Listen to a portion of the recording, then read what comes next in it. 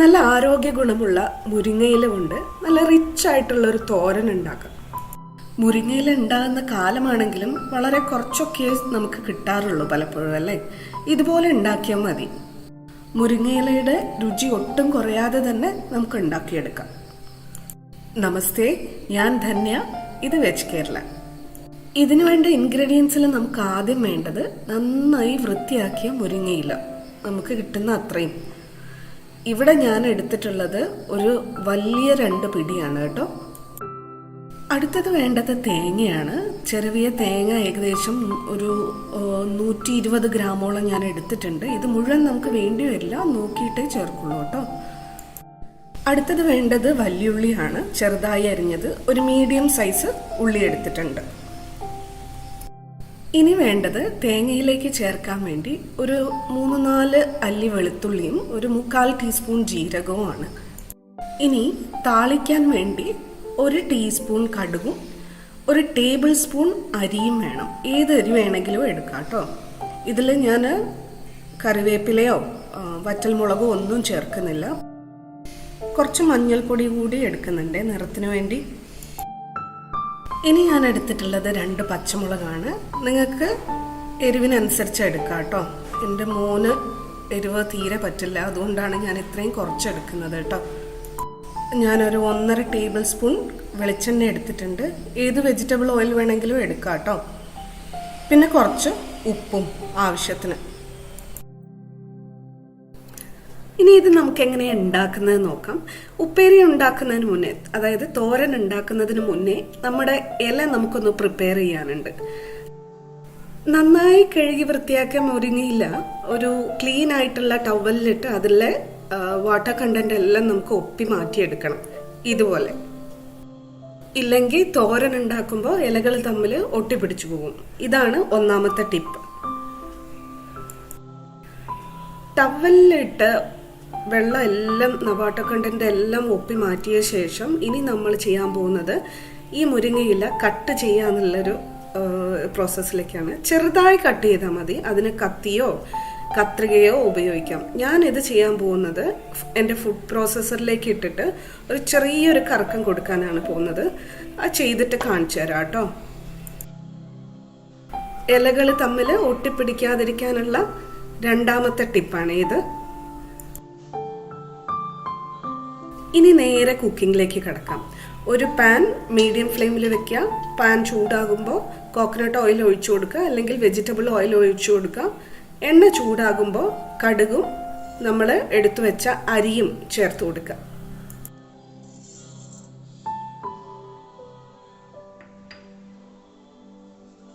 രണ്ടും പൊട്ടിത്തുടങ്ങി അരി ഒന്ന് ലൈറ്റ് ബ്രൗൺ ആവുന്നത് വരെ നമ്മളൊന്ന് ഓയിൽ ഫ്രൈ ചെയ്ത് കൊടുക്കുക.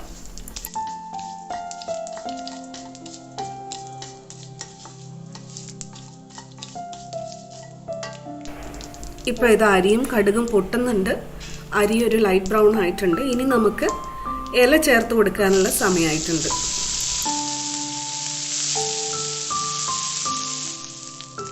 ഇലയുടെ കൂടെ തന്നെ മഞ്ഞളും ഉപ്പും കൂടെ ചേർത്ത് കൊടുക്കുക.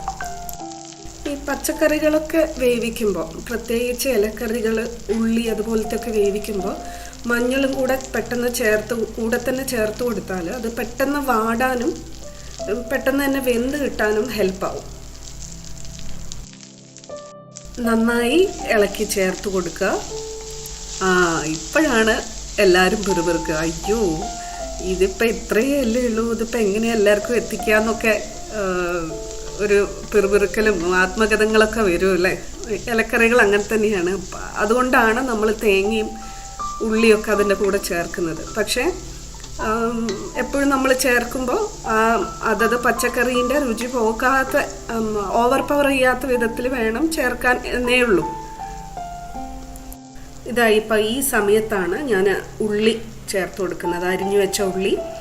ഈ സമയത്ത് ചേർത്ത് കൊടുക്കുന്നത് കൊണ്ട് ഉള്ളിയിലെ വെള്ളം നമുക്ക് ഇതിലേക്ക് ഈ ഉപ്പേരി വേവാനായിട്ട് കിട്ടും. അത് മാത്രമല്ല, ഈ സമയത്ത് ചേർത്ത് കൊടുക്കുന്നത് കൊണ്ട് ഉള്ളിയൊന്ന് നന്നായി വാടുക മാത്രമേ ഉള്ളൂ, അങ്ങനെ ഫ്രൈ ആവുന്നില്ല. അതുകൊണ്ട് ഈ ഉപ്പേരിക്ക് വോളിയം കിട്ടാനും സഹായിക്കും. നന്നായിട്ട് വാടി കിട്ടും എന്ന് പറഞ്ഞാൽ നന്നായിട്ട് വെന്ത് തന്നെ കിട്ടും എന്നാണ് ഉദ്ദേശിച്ചത്. അല്ലാതെ ബ്രൗൺ കളറോ അങ്ങനെയൊന്നും ആവില്ല എന്നാണ് പറഞ്ഞതിൻ്റെ അർത്ഥം കേട്ടോ. ഇതായിപ്പം കുറച്ച് ഒരു ടീസ്പൂൺ പച്ച വെളിച്ചെണ്ണയും കൂടെ ചേർക്കുകയാണ്. ഇത് തോരൻ്റെ രുചിയൊന്ന് കൂട്ടാൻ സഹായിക്കും കേട്ടോ. നന്നായിട്ട് മിക്സ് ചെയ്തിട്ട് എല്ലാം കൂടെ ഒന്ന് തട്ടി ഒന്ന് ഒതുക്കി വയ്ക്കുക. ഇനി ശ്രദ്ധിക്കണേ, ഒരു 2 ടീസ്പൂൺ വെള്ളം ഒന്ന് തളിച്ചു കൊടുത്തിട്ട് അടച്ചു വെച്ച് സ്റ്റൗ ഓഫാക്കുക. ആ ചൂടിൽ കിടന്ന ഇലയും ഉള്ളിയും ഒന്ന് വേവുന്ന നേരം കൊണ്ട് നമുക്ക് ഇതിലേക്കുള്ള തേങ്ങ ഒതുക്കിയെടുക്കാം. ആദ്യം മിക്സർ ഗ്രൈൻഡറിലേക്ക് ഒരു 2-3 ടീസ്പൂൺ തേങ്ങയും ജീരകവും വെളുത്തുള്ളിയും കൂടെ ചേർത്ത് ഒന്ന് നന്നായിട്ട് ക്രഷ് ചെയ്തെടുക്കുക. ജീരകവും വെളുത്തുള്ളിയും നന്നായിട്ടൊന്ന് ക്രഷ് ചെയ്യാൻ വേണ്ടിയിട്ടാണ്, പച്ചയായി കിടക്കാതിരിക്കാൻ വേണ്ടിയിട്ടാണ് ആദ്യം ഇങ്ങനെ ചെയ്യുന്നത്. ഇതിൻ്റെ കൂടെ വേണമെങ്കിൽ ഞാനിവിടെ ഒരു പച്ചമുളക് മാത്രമാണ് ചേർക്കുന്നത്. വേണമെങ്കിൽ പച്ചമുളക് അതേപടി കിടക്കുന്നത് ഇഷ്ടമല്ലെങ്കിൽ ഈ സമയത്ത് തന്നെ ആവശ്യമുള്ളത്ര പച്ചമുളക് ചേർക്കാം കേട്ടോ.